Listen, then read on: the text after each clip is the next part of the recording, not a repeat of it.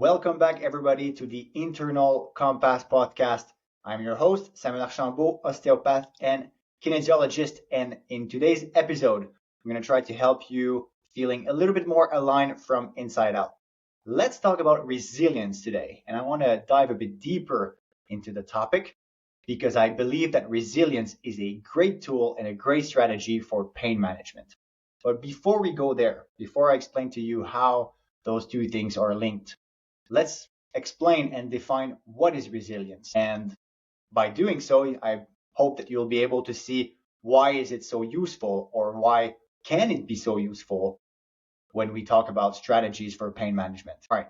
Resilience is your capacity to bounce back from a situation and come back to your normal state. So in normal English, that means that our entire system works on loops. And just like that, pain is a loop, meaning something will happen to us, something will kind of disturb our normal state of our organism, and then we might feel pain after this. Let's put it into some concrete situation. You walk in the street, you trip, you fall down, you get hurt. What happens then? Then there are many different options. But what your body wants to achieve is that eventually you're not hurt and you go back into normal. And then there might be some healing process starting. If you got cut, maybe this is going to end up into a little scar, but at least it will, coagulate so you're not going to bleed out. So you see that your body has ways, different of them, many of them actually, to be able to be resilient, to be able to cope with whatever you're going to be dealing with in your day. So I think that we all agree that the more resilient you can be, that means that the more you will be able to cope with stress. And I want you now, from now on, if you've been following my podcast for some time, maybe you notice that kind of a theme that whatever we talk about always come back to this stress management, because I really believe that a lot of pain management is also a lot of stress management. All of those things are not very different.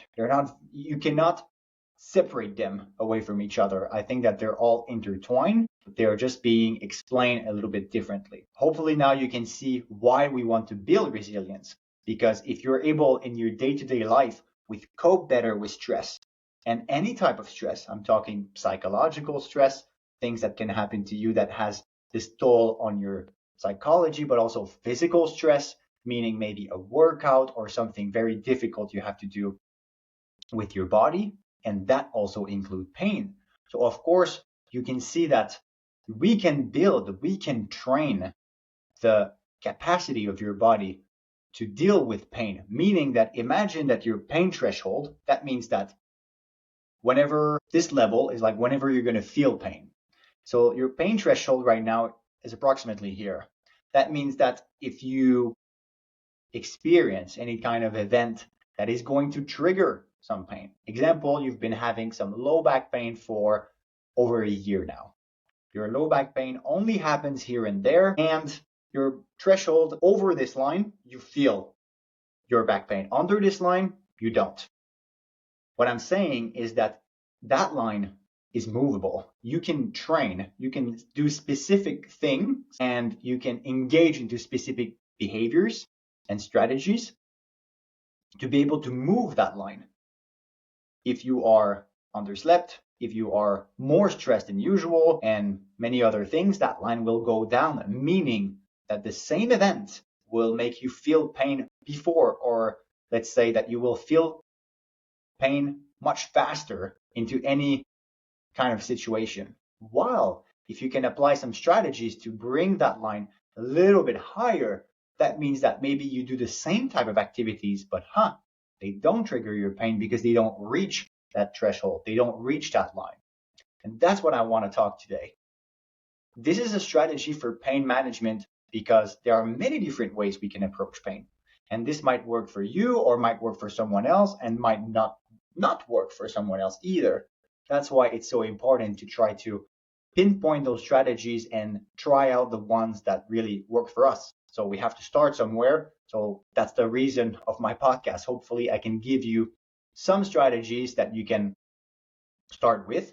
And from there, you can decide, okay, this one works, this one doesn't. So let's see if building a resilience might help. Another reason to focus on building resilience is that it's not a matter of if you will need resilience, it's a matter of when. And what do I mean by that? Because we will all face adversity in our life. We're all going to feel pain, physical pain, psychological pain, any type of pain. We're all going to feel it at some point. It's inevitable. You will fall down. You will get heartbroken. Things are going to happen in life that you don't have control over, and you're going to feel that pain. So if it's not a matter of if, or let's say it's more a matter of when, that means that it will happen. So we have two options. Either we wait and it happens anyway, and we are underprepared and it hurts more, we feel more pain, or we constantly prepare, we prevent, and we try to build that resilience so that at some point, when that event happens, it doesn't hurt us as much as it should, or as it would have if we would not do those different steps that I'm going to talk about today, about how you can build your resilience. Okay, so hopefully now you're convinced. You say, okay, Sam, I understand that resilience is my capacity, my psychological capacity, my physical capacity, my hormonal, chemical, any type of capacity I have, my body, to respond to a stressor, to pain, or to any other things that kind of disturb your normal state, and then to come back to that normal state. Great, that sounds good. Hopefully now you're convinced that this is a good idea to kind of prevent and actively do things that will actually allow to raise that bar up. So, cool, we know all that. Now, you might ask, what are we going to do about it? Well, I'm going to present you some strategies, and then you can maybe start and pick some of them. You don't have to do them all. What I'm sharing here are only a couple of ideas that you can use. And remember, you want to build resilience in the areas that for you are more prone to feel this pain. So remember, pain can be different type of pain, although they are all connected, but you might feel pain differently. Do you feel physical pain? Do you feel psychological pain? Do you feel pain under the form of stress or some type of a message from your body? Do you feel spiritual pain, maybe something that you're not necessarily aligned with yourself?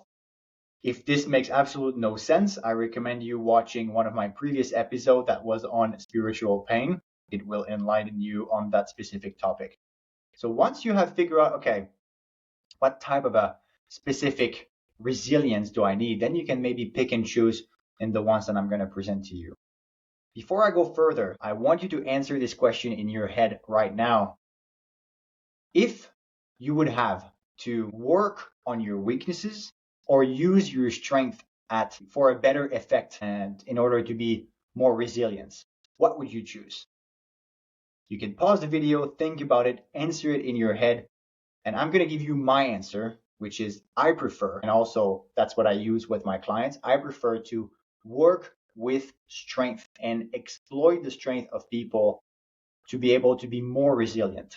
And now you might wonder where we're going with all this. Stick around, I'll explain. When it comes to pain management, you have different ways of approaching it. Some people are really good at staying motivated. Some people can follow exercises very easily. Some others don't. Others, they're going maybe to be able to learn and listen to what their body has to say. They will be very aware of all those things. Others don't. Some people might be able to reach out to other people, get this social, psychological support. Others, not so much. So what are you good at? What are you good at that whenever you feel pain in a specific way, what are you good at to try to manage that pain? Well, that's exactly what I want to use. If you, let's say you would be my client, I would like to use that at our own advantage in the treatment. So if you have a specific strength, and now think a little bit larger than just pain management, think about in your life in general. Are you someone that is very creative? Are you someone that is very analytical? We all have different strengths And the reality is we are only good, if not, we are only great at few things in life, right? We're not that great at many things. We're great at only a few things. But the hard truth is we are not so good, above, or let's say under average, and probably even mediocre at a lot of different things. I can count thousands of things that I'm really not good at. Knitting, most type of arts, there are so many skills that you can learn along the way. But one thing for sure, you're only good, or you're only great at only specific things. So instead of focusing on your weaknesses and trying to solve all of them, I would say use your strength. And it's the same thing when it comes to pain management. If you know that you can really rely on yourself and use that self-confidence to build strategies around your pain management, good, use that. If for you, you know that, yeah, connecting with other people is a great way for you to manage your pain, well, use that. And this is a great way to build resilience, because in a way, we don't want to focus on those little things that it will take you so much more energy that you're not going to take anything away from this, right?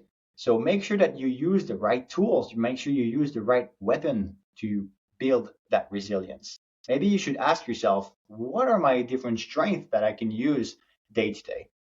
And with those strengths, I want you to build skills, not solutions. And that's very important.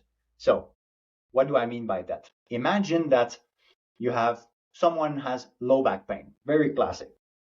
They come to me, and what do they want? They want their low back pain to go away. So if I would like to help this person build their resilience, meaning that perhaps in their lifestyle, what they do, they're not going to feel so much that pain anymore, because we'll be able to raise this bar. Well, do I want to build a exact solution? Meaning from now on, when bend forward, I want you to do this exact exercise first, and I will put this in a box that is very, very precise. Maybe it works for one situation. What about if he has to turn on the other way? What about if he has to do another movement that also makes his low back in pain? Then this one solution doesn't work. So what if instead we decide to build some skills? Meaning, what if I teach this person how to brace better? What if I teach this person how to build perhaps some breathing exercises? That doesn't matter if he gets into a little bit of pain, he can come back and be a bit more present and relax into it.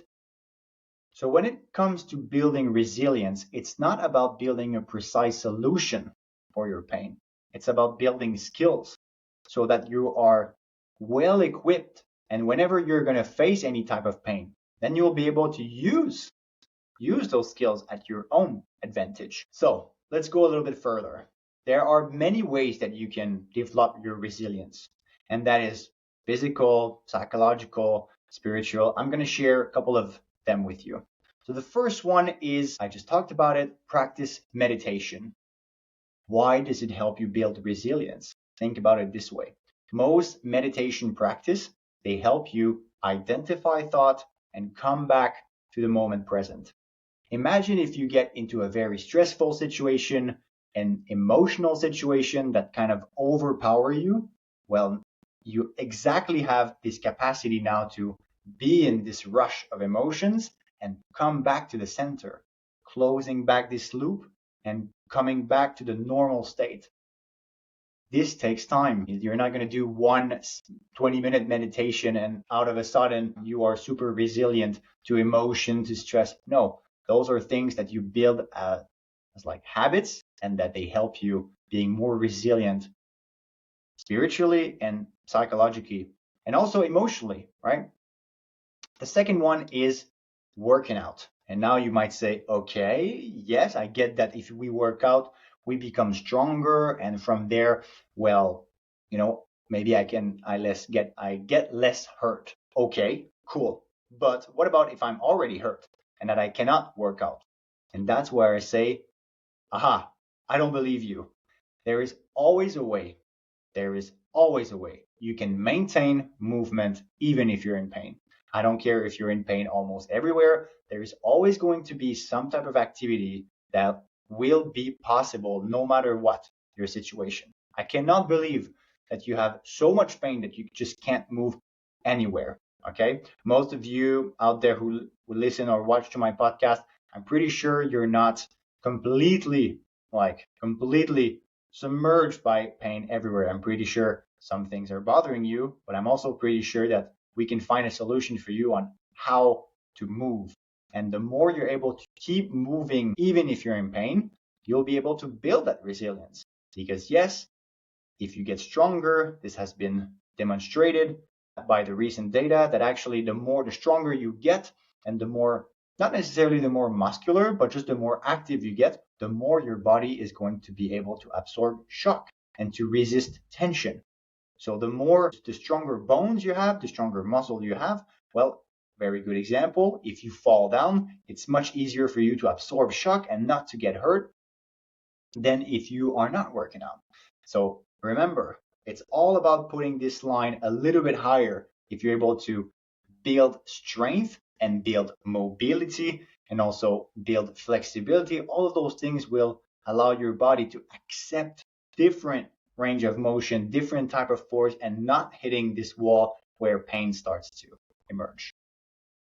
Maybe more now a chemical resilience type, and that's about fasting. And if I backtrack a little bit, remember that in stress, there are three types of stress, and one of them is chemical stress. Because yes, when we eat, we expose ourselves to some toxins, to some food that will have an impact on our body, right? So being able to fast, not necessarily the fasting part, but it's more this capacity that we will have to use carbohydrates and fat for fuel. And that only happens if you're able to deprive yourself from carbohydrate for some time. You can tell people who are not very adaptive that if they don't get some type of a sugar or some kind of a pasta or they don't eat for a little bit of time, they get very angry, right? You should be able to tap into your reserves and be able to run on the fat that you have in your body. Even if it might look that you don't have much. I'm telling you, we all have fat in our body, and the capacity to use all different type of energy, so fat or carbohydrates, that's a big plus. The biggest one, I would say, for resilience is clearly sleep. Because in your sleep, there's a whole bunch of processes that happens, like you have some flushing of the fluids that goes into your brain, right? And that flushing is very useful to be able to restart the day the next day so that you're able to be emotionally stable and also to raise this bar of the pain threshold. Because yes, it has been proven that the less sleep that you get, the lower this bar is. Meaning, if Sam version today, I have slept really well last night, and someone pinched me, well, maybe I feel the pain on a 6 out of 10, and then the next day I'm sleep deprived, the person pinched me the exact same way, I'm going to perceive the pain as being more. So I want to do a full episode on sleep and pain management, perhaps in the future. Maybe it will be the next one. Let's see. I think it's very interesting, but for sure, if you're able to maximize your sleep 6 to 8 hours with good quality so you don't wake up every now and then in the dark, cooler room, that's going to be very beneficial. There are some nutrition things that you can do specifically, and I will keep it to one. If you are interested into supplements, I really suggest you try ashwagandha. Ashwagandha is it's a plant. So they take this root of this plant and then out of this they can make a small powder. And this has been an amazing plant so far that helps you to manage better stress. So basically it makes you more resilient to stress. I will put it in the show notes. So if you're interested into diving a little bit deeper into what ashwagandha is, how much you should take, I can also put some link down there so that you can pursue your research a little bit further. Again, supplements are cool, but they don't solve everything. If you sleep 4 hours a night and you just use ashwagandha to try to cover it up, I'm zero for that. You should build the foundation first, and this can help in the longer run. All right, what else? There's one last thing I want to talk about, and that is the contrast between hot and cold. Especially where I live in Finland, People are very fan of this. They go swim in the sea, very, very cold, and then they go straight into the sauna. And what that does is that it forces your body to adapt to cold weather and to warm weather right one after the other, which is a great way to kind of shock a little bit your system and makes it building this resilience to, oh, it's cold, I need to adapt. Oh, it's hot, I also need to adapt. So remember, all those different types of stressors that we may live, the hot, the cold, the psychological stress, those things, they are combined together, meaning that they accumulate. The body doesn't see them differently. The body sees them all as one thing. So that also applies for resilience. If we're able to be resilient in one sector, it will help us be resilient in all the other sectors. The question is, what do you prefer and what is your strength? So that's where you start. All right. I hope that this episode have been useful for you. I don't want to make this too complicated. The goal of this episode is mainly to convince you that when you feel pain, you don't have to limit yourself. And I would say the opposite of that. I want you to see this as an opportunity to raise this bar so that in the long run, the same situation, the same event that makes you feel pain, that makes you experience pain, is not going to do that, because you will become more resilient to that pain. And therefore, you can live your same life without living that pain. So see, we're not taking away the pain stimuli. We're not taking away the pinch. We're taking away how you perceive the pinch. Or let's say we're increasing that bar of what's your tolerance for that pinch. And you will notice that maybe you will still feel that pain, but it will be much less sensation. So those are all amazing reasons to build your resilience. And at last, I want to leave you with actually one Japanese concept that I really like. And that you can take it or you can leave it. I just like to share this story. So there is this one Japanese concept called mizogi. You can Google it if you're interested. And a mizogi is kind of a yearly challenge that really puts you out of your zone of comfort. And personally, I like to experience this mizogi in a physical manner. Okay. So the goal of this mizogi is basically to really do something that challenges you big time. Okay, it could be starting a business, learning a new language. It could be anything that for you is like, oh my God, this really brings me out of my comfort zone. Great. And now, what if you could take this and put it also have a psychological effect? Of course, this is going to be hard, so you'll have to push your mind a bit further to continue, right? At some point, if you learn a new language, you're going to get discouraged and you're going to want to have to stop. So this kind of a persistence that you have to continuing showing up, that's going to be great. But I also like to add some physical aspect to it. Myself, I'm very fan of, let's say, long bicycle runs over multiple days or long hikes that also take multiple days, because I love the combination of this challenge that is physical and also the challenge that is psychological. Of course, there are emotions in there. And when you do those long trips, there is also a spiritual component. So I invite you to maybe identify what will be your 2025 mizogi. Will it be something challenging physically at first and then implicating all the other spheres? Will it be something a bit more cognitive, but it will also challenge you in a way that it will push your limit and it will also build your resilience? Remember, that's the whole point of the mizogi. I invite you to try to think about that and see that, okay, how comfortable of a life am I living, and can I try this one project for 2025 that I can use as a mizogi? And then if you like it, of course, during the accomplishment of it, it will be hard. There's no doubt. But the reward that you have after and how much you can really raise that bar of your tolerance, of your resilience, that's going to be incredible. So if you're interested, you can also share in the comments of the episode what you think your mizogi will be. And actually mine, I think I'm going to do another bicycle trip, maybe 5-7 days later in the summer. I think this is going to be something for me that really pushes my limit. I'm thinking maybe one of the Scandinavian countries is going to welcome me for that. So I will keep you posted. Thanks for watching. Thanks for listening. And I will see you in 2 weeks for another episode of the Internal Compass podcast.